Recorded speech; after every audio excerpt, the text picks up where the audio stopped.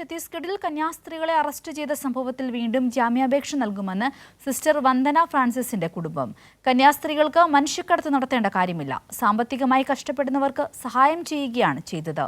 വിഷയത്തിൽ മുഖ്യമന്ത്രി പിണറായി വിജയൻ കാര്യക്ഷമമായി ഇടപെട്ടുവെന്നും സംഭവം അറിഞ്ഞ ഉടനെ മുഖ്യമന്ത്രി ആവശ്യമായ ഇടപെടലുകൾ നടത്തിയെന്നും സിസ്റ്റർ വന്ദനയുടെ കുടുംബം പറഞ്ഞു. ഒരു പെങ്ങൾ വേറെ അവിടെ ഉണ്ടായിരുന്നു. ആ പെങ്ങളെ വിളിച്ചപ്പോഴാണ് ജാമ്യാപേക്ഷ തള്ളി. ടി വിക്കകത്തും കണ്ടു. അപ്പം ഉടനെ അടുത്ത അപേക്ഷ കൊടുക്കുമെന്നാണ് പറഞ്ഞത്. നമുക്കിപ്പോൾ ഈ മനുഷ്യക്കടത്ത് ഇതൊന്നും ചെയ്യേണ്ട കാര്യമില്ല. മഠത്തിലുമൊക്കെ ജോലിക്ക് വേണ്ടിയിട്ട് പ്രായപൂർത്തിയായ പിള്ളേർക്ക് അവർക്കൊരു അത്താണി ആകുമല്ലോ എന്ന് വിചാരിച്ച് കൂട്ടിക്കൊണ്ടുപോയി. അതൊരു വലിയ തെറ്റാണെന്ന്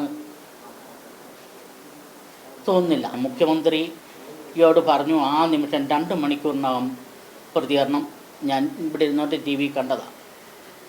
അത് കഴിഞ്ഞും മുഖ്യമന്ത്രി ആളെ വിടുകയും എനിക്ക് ഓരോന്നും അറിയത്തില്ല, ഇന്നലെ ആൾ വന്നു, അങ്ങനെയൊക്കെ ചെയ്തിട്ടേ ഉള്ളൂ.